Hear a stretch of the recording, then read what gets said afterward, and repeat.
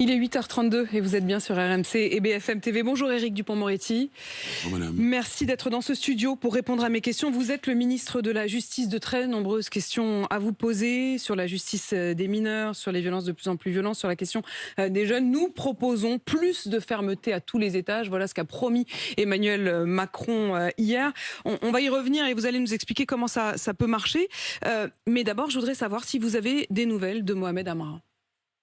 Parce que c'était il y a un mois tout pile, que Mohamed Amra s'est échappé en tuant 2 agents pénitentiaires. Ça fait un mois qu'il est en cavale. Avez-vous des nouvelles? Avez-vous des pistes? Est-ce qu'il y a des réponses? Non, ce que je peux vous dire, c'est qu'il y a plusieurs centaines d'enquêteurs. Le parquet de Paris, totalement mobilisé pour qu'on le retrouve. Et je pense que, d'abord, on le doit à la justice, on le doit aux familles, et on le doit également à l'administration pénitentiaire que je vais rencontrer d'ailleurs cet après-midi, et c'est une annonce que je vous fais. Nous allons signer un protocole qui renforce évidemment la sécurité des agents pénitentiaires. Un protocole qui renforce leur sécurité. Mohamed Amra, on a aussi découvert comment il vivait au sein de sa prison. Tu vas me filer 2 kilos d'héros tout de suite, il n'y a pas demain. Non, c'est là, tout de suite, 18h53. Je te dis, je joue pas à cache-cache. Et il appelle un autre et il lui dit, dis-lui que je vais envoyer quelqu'un chez lui, il va lui arracher les cheveux, mettre le feu à son gosse, écrase-lui la tête et jette-le dans la Seine. Ces propos, ils ont été tenus au téléphone par un homme qui est dans une prison. Comment c'est possible? Comment ils arrivent les téléphones en prison? 9 téléphones. Ils arrivent par les familles, parfois et à titre tout à fait résiduel, exceptionnel, grâce à de la corruption, et ils arrivent aussi par les airs, si j'ose dire. Nous avons fait en sorte de mettre en place des brouilleurs, mais ils ne sont pas, pour des raisons technologiques d'ailleurs, efficaces à 100%. Nous avons mis en place des systèmes anti-drones. On doit aller encore plus loin. Sachez par exemple que les fouilles ne sont plus permises depuis 2009. Il faut une modification législative. Est-ce que vous pourriez rétablir les fouilles à l'entrée du parloir? Parce que si je vous pose toutes ces questions, Éric Dupond-Moretti, vous le comprenez bien, c'est que quand on a Emmanuel Macron hier qui dit « je promets une autorité républicaine à tous les étages » et qu'effectivement depuis un mois, jour après jour, parce que ces dernières révélations sur les propos tenus au téléphone, elles datent d'hier, mais depuis un mois, on découvre ce qu'était la vie en prison d'un homme extrêmement dangereux qui avait sa chicha, qui bougeait de cellule en cellule d'ailleurs. Quand il bougeait de cellule, la chicha bougeait aussi. Et il la retrouvait dans une autre cellule, qui organisait le trafic et qui passait ses ordres depuis sa cellule, jusqu'à 9 téléphones, qui se faisaient livrer des cartes, des téléphones, de quoi manger, sa consommation de cannabis, et qui recevait sa copine sous prétexte que c'était sa sœur, avec des gardiens qui constataient et qui l'indiquent dans leur compte-rendu que jour après jour il y avait des rapports sexuels, mais qui continuent à dire que c'est sa sœur. Il y a quand même peut-être un truc qui va pas. Oui, je pense que il y a une philosophie peut-être de la paix sociale, et moi je veux totalement changer de braquet et de paradigme. Totalement changer de braquet. Totalement, madame. Je pense qu'il n'est pas normal, et tous les Français sont d'accord avec moi, qu'on puisse en prison disposer d'un téléphone portable. Je demanderai à ce qu'il y ait des poursuites systématiques, ce qui n'est pas le cas aujourd'hui. Je vais prendre des circulaires fermes, comme toutes les circulaires que j'ai prises. Je veux que l'on revienne sur la question des fouilles. Je veux qu'il y ait un traitement particulier de ceux qui sont des narcotrafiquants. Et la question d'ailleurs pour Amra est de savoir si la pénitentiaire disposait de renseignements permettant de le considérer comme un voyou du haut du spectre. Est-ce que tout a été transmis? C'est d'ailleurs l'objet. Vous avez demandé une enquête administrative. Absolument. Et je dirais ce qu'elle contient. Parce que pour que l'on avance, il faut que l'on avance dans la lucidité, dans la clarté et dans la transparence. Et je veux dire très clairement que nous allons accélérer les brouilleurs, même s'il y a un certain nombre de difficultés techniques. Je veux également vous dire, parce que les choses ne sont pas simples, elles ne sont pas binaires, que certains téléphones sont tellement plastifiés qu'ils sont aujourd'hui indécelables. Donc il y a tout un travail à conduire, de fermeté, et moi je m'y engage, aussi de technologie, pour qu'il n'y ait plus de téléphone portable en prison et que les narcotrafiquants ne puissent plus faire leur trafic. D'ailleurs, vous savez qu'après les opérations Place Net, ou plus exactement pendant les opérations Place Net, j'ai demandé des opérations Cellule Net on a saisi beaucoup de portables, on va expertiser les puces et ce que contiennent ces portables pour permettre à la justice de faire mieux son travail. Vous comprenez que, évidemment, quand on vous entend ce matin, on se dit, mais pourquoi vous ne l'avez pas fait plus tôt? Mais je vais vous le dire, madame, parce que on est parti de rien. Il y avait 0 brouilleur en 2017. Il faut les installer, il faut budgéter ces mesures. Il y avait 0 système anti-drone. D'ailleurs, on ne connaissait pas les drones à l'époque. Mais quand vous parlez de système anti-drone, il y a aussi la question des filets qui doivent protéger les établissements pénitentiaires. Tout ça ne se fait pas en un claquement de doigts. Il n'y a que ceux qui sont dans l'opposition qui peuvent le dire. Et d'ailleurs, hier, dans le discours du président de la République, il exprime très clairement la frustration que l'on peut avoir entre l'annonce d'une mesure et sa mise à exécution. Vous voyez, il faut un peu de temps pour faire tout cela. Donc là, il y a un certain nombre de mesures qui seront prises, qui seront signées cet après-midi avec la pénitentiaire. Cet après-midi avec la Bien pénitentiaire. sûr. Et puis, pardon. La justice des mineurs, Éric Dupond-Moretti, je voudrais y venir, Oui. parce que c'est aussi un des points qui a été énormément débattu ces derniers temps, notamment après les drames de Samara, de Shamsidine qui a été tabassé à mort devant son collège. La question de la justice des mineurs. Allez-vous, oui ou non, modifier cette justice des mineurs? Oui, madame, on y travaille. Et pas ici à cause, si j'ose dire, de la campagne législative qui s'ouvre. Il y a des mois que l'on travaille sur un certain nombre de mesures. Je vais vous en donner une. Un mineur, aujourd'hui, quand il commet un crime, peut être évidemment placé en détention, et c'est souvent la règle. En revanche, un mineur qui n'a jamais été condamné ne peut pas être emprisonné, sauf si on a recours à une information judiciaire, ce qui a, vous avez compris, pour effet d'allonger, évidemment, et d'alourdir la procédure.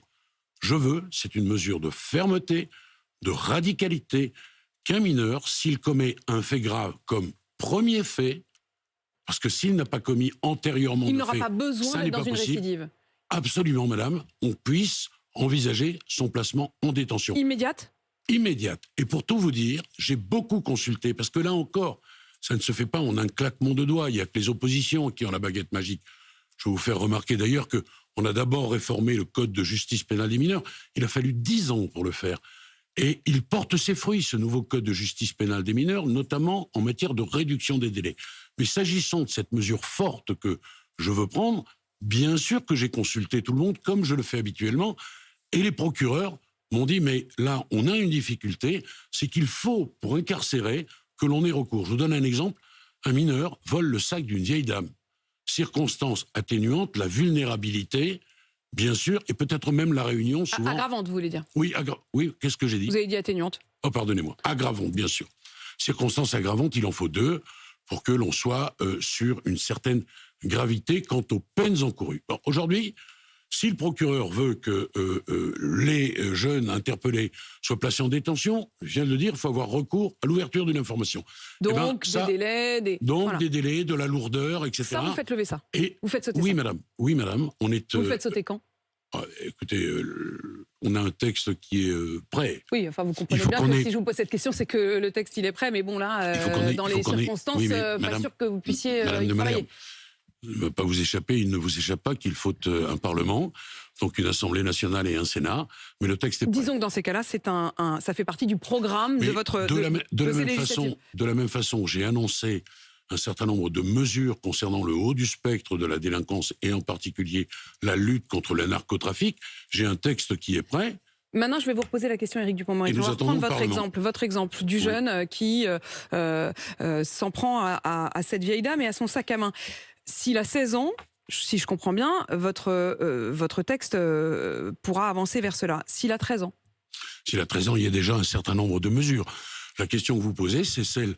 En fait, à quel âge vous mettez le niveau? C'est-à-dire qu'aujourd'hui, il fallait qu'il ait 18 ans pour pouvoir être retenu immédiatement. Vous dites, ça, je vais l'abaisser. Mais vous l'abaissez jusqu'où? C'est-à-dire, c'est quoi? C'est 16 ans? C'est 15 ans? C'est 13 ans? Il y a 2 régimes, madame. Et voyez-vous, la difficulté, je veux quand même l'évoquer, c'est que le régime des 13-16 et des 16-18 ne sont pas les mêmes. Et il y a un certain nombre de prescriptions constitutionnelles.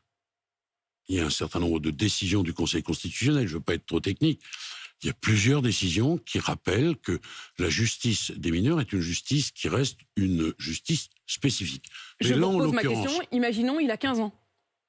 Mais madame, je viens de vous dire, 13, 16, et même en dessous de 13, s'il y a donc en fait, 17... ce que vous me disiez là sur le jeune avec le sac à main, c'est s'il a 16 ou entre 16 et 18. On peut envisager des mesures. Mais pas moins de 16. Non, on peut envisager des mesures qui sont des mesures coercitives. Mais madame, aujourd'hui, vous avez cette difficulté. Les procureurs l'ont exprimé. C'est ce que je vous dis. Et il faut que je le prenne en compte. C'est une difficulté. On en fait quoi de cette difficulté dans la mesure où, et là, tous les chiffres le montrent, on parle d'une violence de mineurs de plus en plus violente et de plus en plus jeune. Mais il y a un certain nombre, pas la barre. madame, il y a un certain nombre de jeunes de moins de 16 ans qui sont aujourd'hui en détention, qui sont aujourd'hui dans les centres éducatifs fermés, qui sont aujourd'hui dans les centres éducatifs renforcés.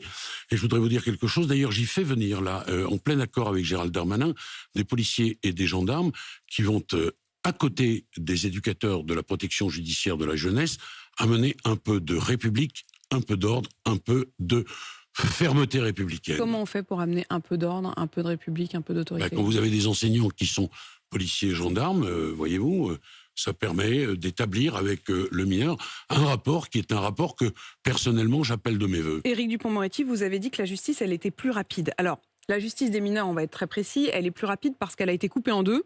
C'est-à-dire que désormais, il y a deux audiences. Une première audience pour dire si oui ou non le jeune est coupable. Une deuxième audience pour énoncer la sanction. Ça veut dire que ça permet en effet de juger plus vite, mais ça ne permet pas de punir plus vite. Ça permet, madame, de juger plus vite. Et pendant la période qui sépare l'audience de culpabilité et l'audience qui est destinée à fixer la peine, il y a, pardonnez-moi, un suivi. Et un suivi qui est un suivi de proximité. Pourquoi ? Parce que le gamin qui est condamné, il sait qu'il doit recevoir la peine qu'il mérite, et entre les deux, il est suivi. Oui, mais on a vu dans le cas de Chamsidine que l'un des jeunes était précisément dans ce moment, dans ce petit laps de temps. Vous pourrez toujours me prendre un cas particulier où ça n'a pas fonctionné. Je l'entends, c'est ce que j'ai appelé, et je l'ai déjà dit devant vous, la fédiversification de la justice. Il faut quand même savoir qu'on est parti d'une ordonnance de 45, mythique ordonnance du général de Gaulle. On s'est rendu compte que la délinquance des mineurs avait évolué.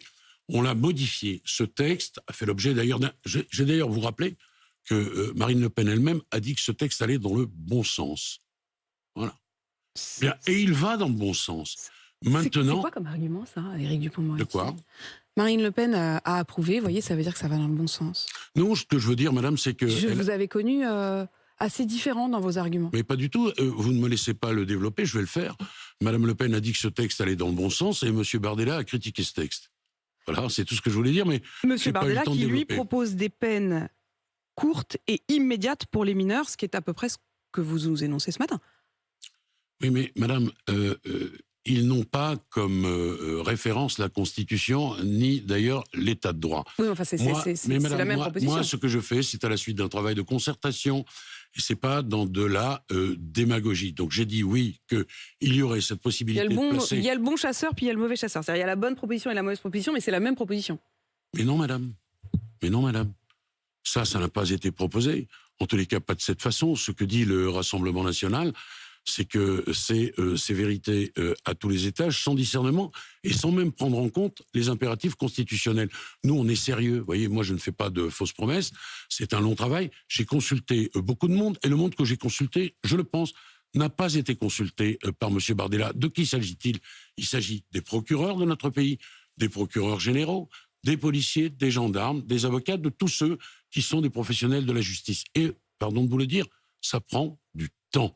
Mais notre intention est effectivement de régler ces difficultés. Mais voyez-vous, la délinquance des mineurs, elle a bougé.